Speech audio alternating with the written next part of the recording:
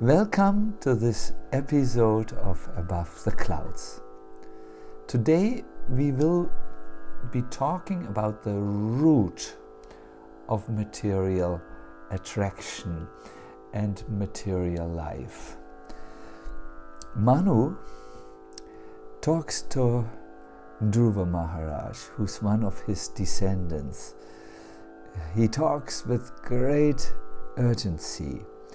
Tvaṁ pratyag-ātmani tadā bhagavaty ananta ānanda-mātra upapanna-samasta-śaktau bhaktiṁ vidhāya paramāṁ śanakair avidyā granthiṁ vibhetsyasi mamāham iti prarūḍham. Manu says to Dhruva Maharaj, thus regaining your natural position and rendering service unto the Supreme Lord, who is the all-powerful reservoir of all pleasure and who lives in all living entities as the Supersoul, you will very soon forget the illusory understanding of I and mine. And Srila Prabhupada comments, the whole material world is working on the basis of I and mine. This is the root of attraction to the material world. If one is attracted by this root of illusory conceptions, I and mine, he will have to remain within the material world in different exalted or nasty positions. By the grace of Lord Krishna, the sages and Lord Manu, Dhruva Maharaj was reminded that he should not continue this material conception of I and mine. Simply by devotional service unto the Lord, his illusion could be eradicated without difficulty. To come back into our natural position as an eternal loving servant of Sri Hari is possible only if we give up our wrong conceptions of I and mine. If we can give up this wrong conception, we will unplug from the world of Maya and we will plug in, so to say, in Krishna's world. There's a principle here which needs to be considered. If we want to enter again the spiritual world, we need to become purified from the wrong conception.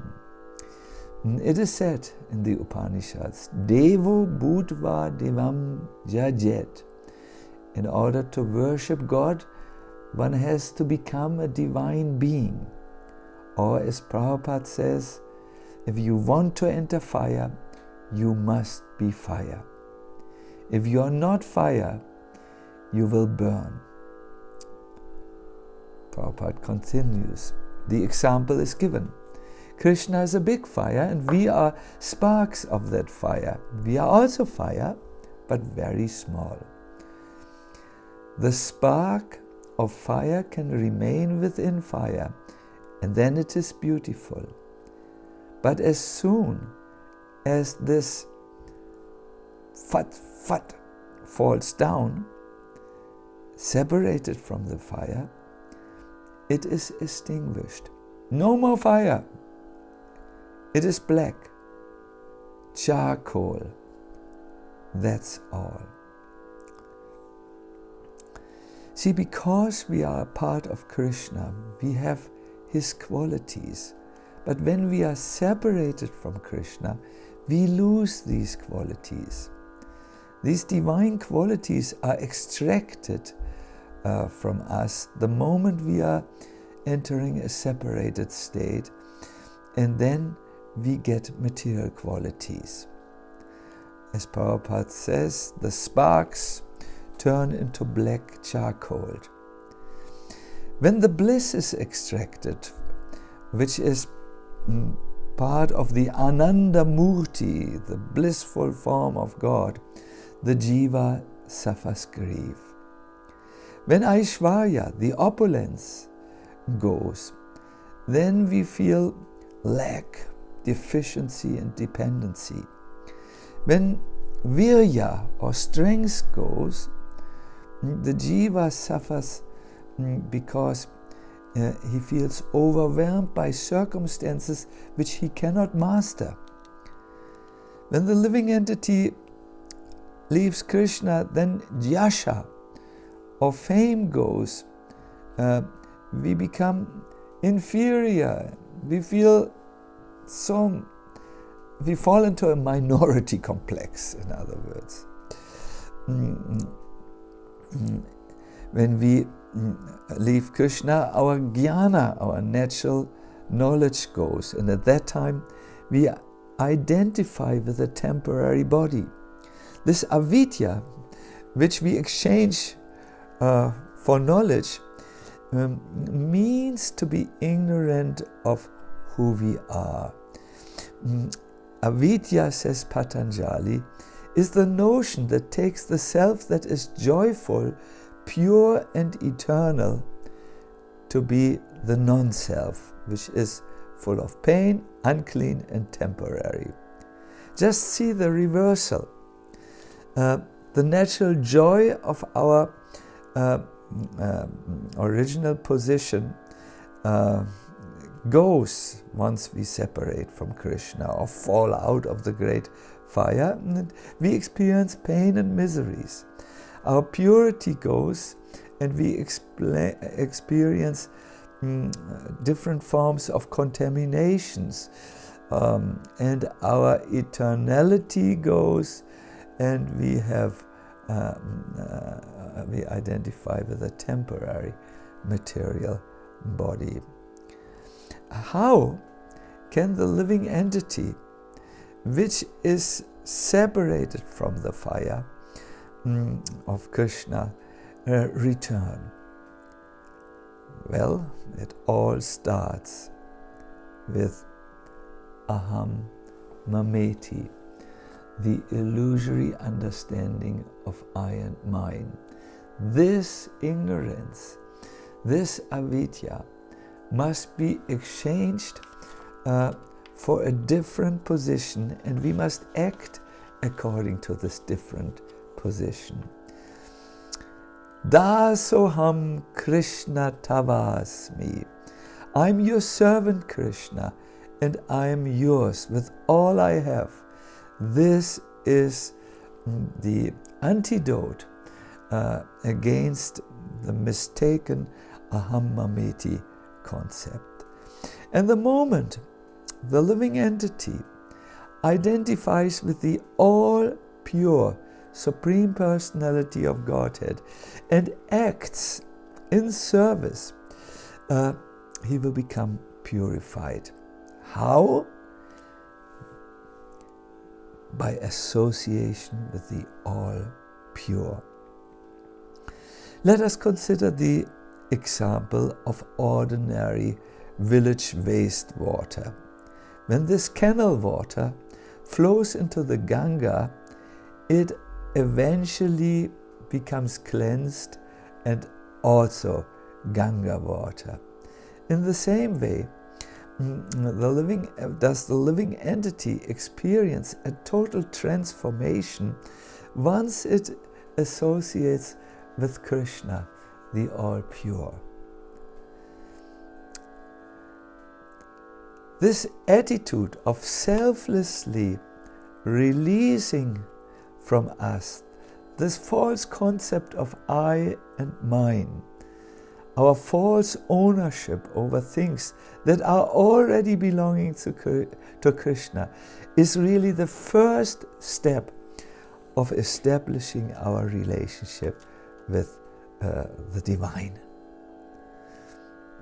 When we give up our false concept of I and say I'm a servant, or when we give up our false possessions and say, this is all for you. It's not that we do Krishna a favor, as if we are giving him something in charity or giving him a gift. On the contrary, we are just righting our forgetfulness and releasing our sense of ego and our attachment to our false possessiveness. My dear devotees, this is such a profound understanding. I remember in my childhood, I liked to look at a movie where Dracula was doing his Dracula activities. There was one actor who had played this Dracula for many films. His name was, if I can remember correctly, Bela Lugosi. It's a Hungarian name. So he had played the role of Dracula so often that when he died, he asked to be buried in a Dracula suit and he wanted that a certain flock of wood is driven into his dead body in the heart area, and he had a classical carcass, the carcass in which Dracula was also buried. This poor man had identified so much with the role which he played in the movies that he had actually become like Dracula in terms of his desires, his attitudes to life, his behavior, and so on. This happens when we conditioned souls adopt a wrong understanding of I and mine. And to correct it, we need to do this very nice process of puring and divesting and releasing the illusion. This is very important. Sometimes we may feel, oh, I am not worth to be connected with Krishna. I'm not worth to give anything to Krishna. What does Krishna care for my offering? But remember the example with the canal water which goes into the Ganga. It becomes, in association with the Ganga water. I remember in this regard Kanchambala Devidasi, a god sister of mine, who was a disciple of Prabhupada but lived at home because she was attending the high school. Now, once she wrote Srila Prabhupada a long 6-page letter where she related to Prabhupada something about her life. She said in this letter, each day I'm making an offering to Krishna. The offering consists of cattails, moss, acorns, bark, which at that time she thought was very nice. So Prabhupada wrote back in a fatherly kind of way. My blessings are upon you for your nice prosecution of Krishna consciousness. Whatever you are doing at the present moment is approved by me, and I think on account of you becoming a sincere soul, Krishna is dictating from within, and you are doing things very nicely. What does Krishna want with moss or acorns? These are the little things which grow on these trees. What does he care for bark and these forest things. But because someone is offering something sincerely to Krishna, Krishna is satisfied to accept it, and in the process Krishna will purify the soul. In December 1974, Srila Prabhupada said in a lecture, Krishna is ready to talk with you. He has come. He has descended in Achamurti, this is a deity form, to talk with you, to be visible by you. Now make yourself ready and fit to talk with Krishna. Then he will exchange conversation. Santa sadaiva hridayeshu vilokayanti. This is possible. So, yes, I request all of you who listen to this to think about your personal offering. It should be something that is connected with your understanding of I and mine. Say, I will offer now to Krishna my body, senses, prana, my innermost heart, and all the functions of these respective parts of me. And say to him, I am your servant, I'm yours, O Krishna, Lord of the Gopis, and expect a miracle reciprocation.